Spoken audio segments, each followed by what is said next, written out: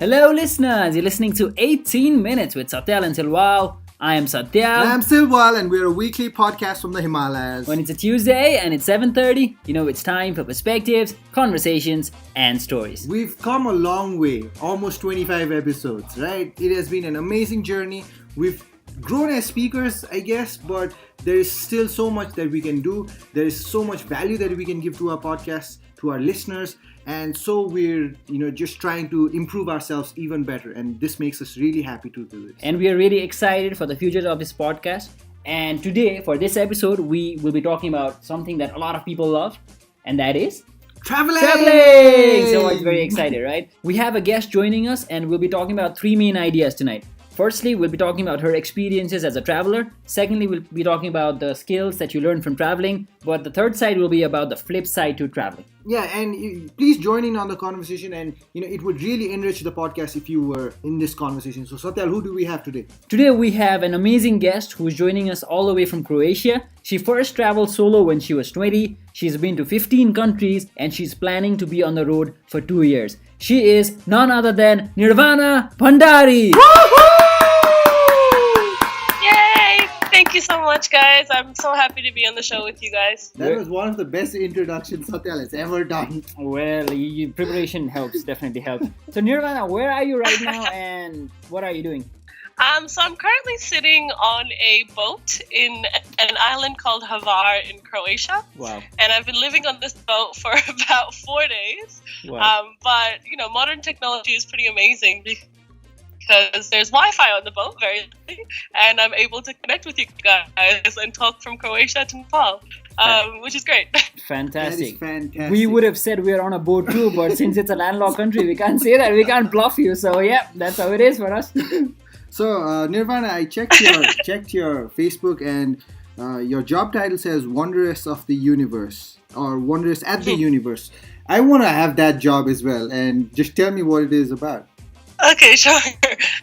So Wanderess of the Universe is basically a job position that I created, and I was very excited to write that on Facebook when I set off from Australia to travel. But yeah, it hasn't been a quick road to get this job, definitely not. I knew that I wanted to do this big kind of long-term travel for about the last 2.5 years. So ever since I first traveled at 20, as Satya mentioned, I absolutely fell in love with traveling. And in my last year of university, I kind of decided, as soon as I could, I'd love to travel the world for as long as possible. So I finished my degrees, and then I got a job in my professional field in Australia. And then I started working and saving for about 1.5 years. And as soon as I had enough savings, I kind of just quit my job and decided to travel. I'm starting off in Europe. That's where I am right now. When will we do that? I'm like, no idea. So Nirvana, you've set out on this journey. Of course, it did not happen overnight. You planned a lot for this, and kudos to you. You're living it. But just tell us, what is it like? It's amazing. In one simple word, it's a really incredible feeling, and travel is it does hook you on with how addictive it is, how freeing it is, how liberating it is, and that's what I hear from people I meet on the road all the time, is that it's the same thing that kind of brings the quality of travel is the same for everyone, despite what takes them to travel.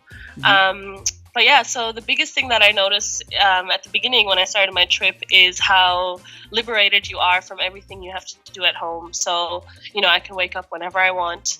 I don't have to go to work. I don't have to study. I don't have any chores. I don't have to cook. I don't have to do any dishes. So all the things that, we're usually so frustrated with in our everyday lives are completely gone. And then you're suddenly sitting there like, wow, I have so much time and so much freedom. So that's really exciting. The other side of it is also how far you are from your loved ones, so your family and friends. And that can be a really freeing feeling as well, because you feel that you can be the best version of yourself. You can be whoever you want to be because no one really knows who you are. But at the same time, it can be quite daunting because, you know, you have to rely completely on yourself. There's no one there that you can just kind of go to if you need support straight away.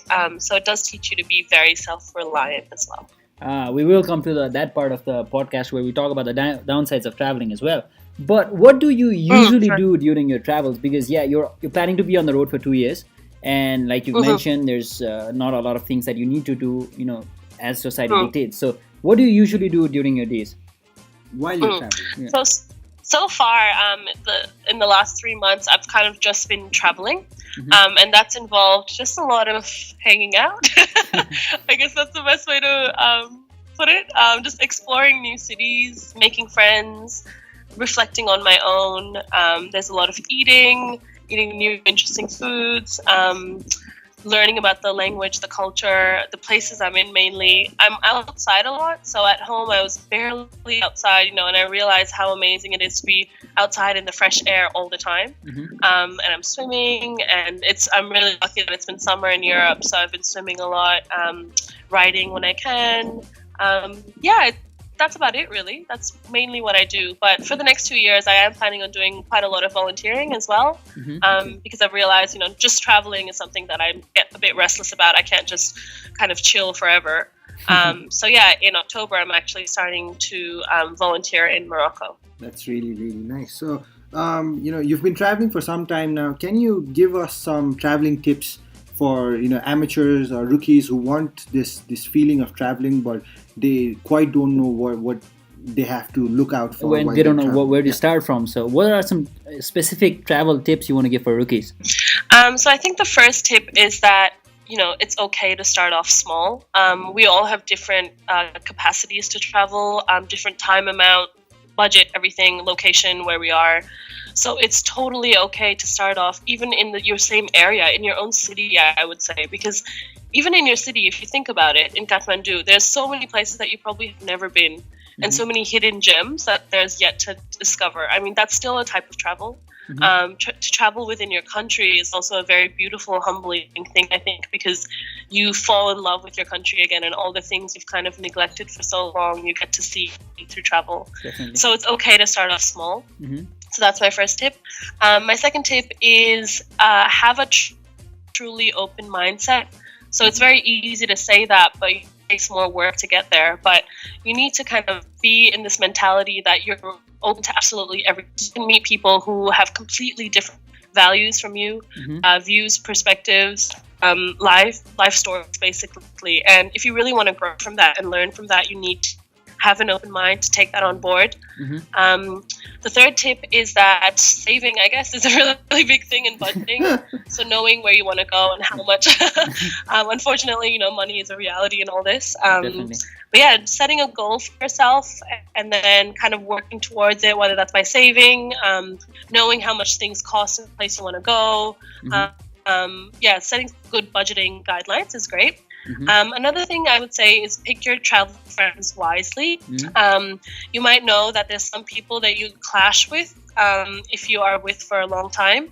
So someone that you travel with should be, you know, someone you can do hard things with. If there's challenges, you guys can handle it well together, because the worst thing is to be on the road in another beautiful place and you're having a fight with your friend. That's awesome. So yeah, those are some of my travel tips for rookies. Satyal is speaking from experience about that's talking. So Nirvana, what has traveling, you know, traveling teaches a lot of people different things. What has traveling taught you in your life? Travel has taught me many, but some of them, I guess, is that people are the same everywhere you go. As cliche as that sounds, you know, we all want the same things. We all want love, we all want to be loved, and we all want to laugh and have a really good time. So even if you go somewhere and you don't know the language and you don't really know much about the culture, a smile and, you know, a thank you in their language and hello can go a very long way. So the shared humanity in all of us is something that's so humbling to observe through travel. Another thing that it's taught me is that we really don't know much at all. You know, we think we know so much in life, and you know, we can know some things, but when you see how big the world is, and how many countries there are and how many different languages and cultures, you kind of realize that you don't know all that much, and life is a continuous learning journey forever. It's a humbling process, something else, right? yeah. It's a humbling experience, right? When you see definitely. the world is so much bigger than you'd imagined. Yeah. And I guess you kind of have no idea until you are out there and you see something and you're like, wow, this is just one part of it. There's so much left to be uncovered. Something else that it's taught me is that I'm very lucky to be able to do this. Not everyone is as privileged as me to have an Australian passport and go overseas and save up enough money to even do this. So it makes you aware that, there's still a lot of people who can't do it. To really cherish every experience that you have, and share it with other people, because people are so curious to learn about it all the time. And the final thing that travel has taught me is that home will always be there for you. So the people that truly love you and care about you, will always be there, even if it's through Facebook or Skype, to say, keep going, it's going to be okay. That's beautiful. And you can return home whenever you want, but the world is waiting. I love how you put it. I was just talking to a friend, and I told her that, wherever you go in the world, you always know your way back home. Right? It's always there. Yeah. Hopefully they don't kick you out. I'm pretty sure they won't. But there's a flip side to everything, and we also want to put in this perspective about traveling. So based on your experiences, what you've seen, what you've heard, what you've experienced, what are some downsides to traveling that you think people should be aware of before they make a travel decision? Yeah, sure. I think the biggest one is you're going into unfamiliar surroundings often, and it can be very nerve-wracking. You're going to a completely new country, and you step there and people don't understand you, you don't understand people, and that can cause a lot of anxiety. And it causes people, I think, sometimes to behave in kind of strange ways. But it's important to know that, people there are also probably as scared of you as you are scared of them. True. I feel like that's a good way to approach it, because that makes you be more kind. Sometimes we get so caught up in our own heads being like, oh, I don't know how to behave, so you kind of might be quite rude to people, or just kind of are a bit weird. But if you kind of remember that, you're also a foreigner to them, just as foreign as they are to you, it helps quite a bit. I think being respectful of the local culture that you go into is so, so important, and I can't stress that enough. Because sometimes people they kind of go and expect things to kind of just be done for them. It can result in dangerous situations sometimes.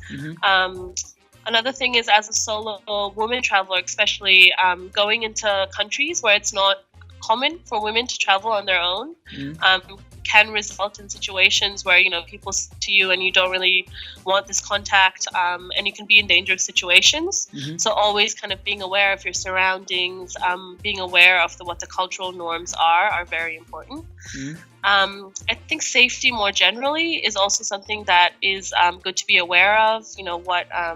Even things like weather conditions, the political climate, is there any strikes planned, all that kind of stuff. And it's very easy to find out about it just through Google or watching the local news. So it's good to keep an eye out on those types of things as well.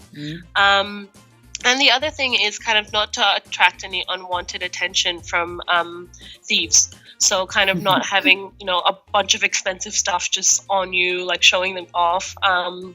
And being aware of your possessions and your belongings at all times is also something that's quite important. And the last one is, especially if you're traveling solo, you have to really be self-reliant. You're completely on your own. So things like if you get sick can be quite tricky times when there's only you to look after yourself. And just being very cautious at all times, because you definitely learn to be very, very independent when you're traveling. Okay, Nirvana, before we end this podcast, I want to ask a very random question to you. Many a times people say that they want to travel because they want to run away. Can you make a comment on this and tell me how true it is and how false it is? Can you ever run away from yourself just because you're traveling? Is our question to you. No, I don't think you can. Sorry, people.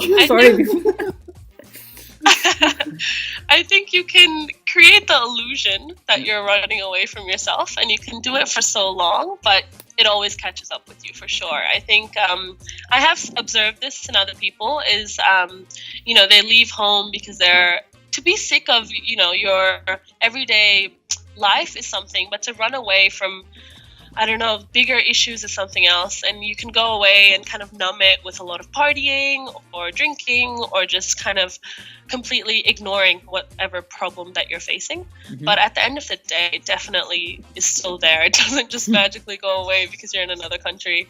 And it might actually teach you how to cope with it better because you have some distance from the problem and you can look at it with fresh perspective. Mm-hmm. And you can meet people who kind of help you see things in a different way. Mm-hmm. So I think when people say, they're traveling to run away, it could be a very huge process because they're getting time and space to reflect into what the issue is. Mm-hmm. But if you're just trying to kind of numb it with, partying or anything like that, then I don't think it's a very effective long-term solution. That was a wonderful answer, Nirvana. Thank you so much.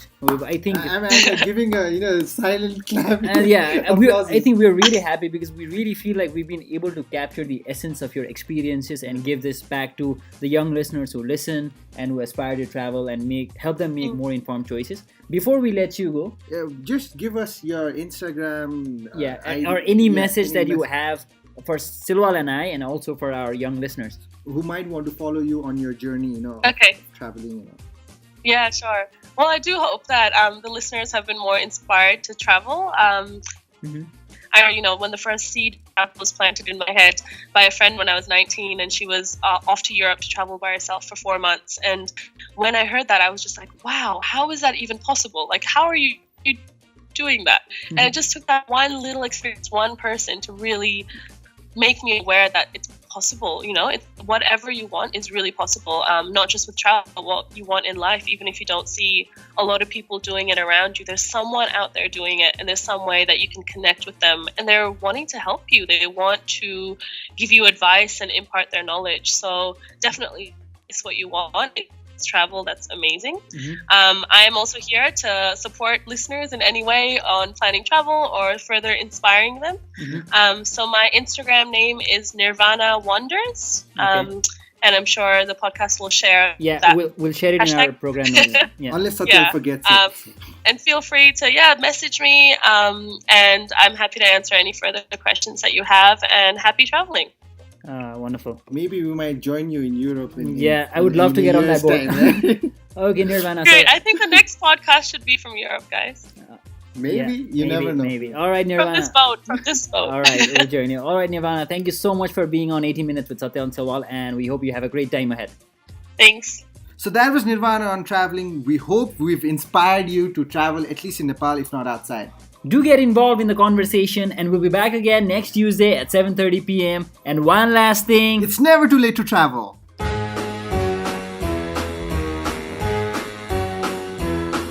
Hit the road, Jack. Don't you come back no more, no more, no more, no more. Hit the road, Jack. And don't you come back no more. What you say? Hit the road, Jack. And don't you come back no more, no more, no more, no more. Hit the road, Jack. And don't you come back no more. Oh woman, don't treat me so mean. You're the meanest old woman that I've ever seen. I guess if you say so, I'll have to pack my things and go.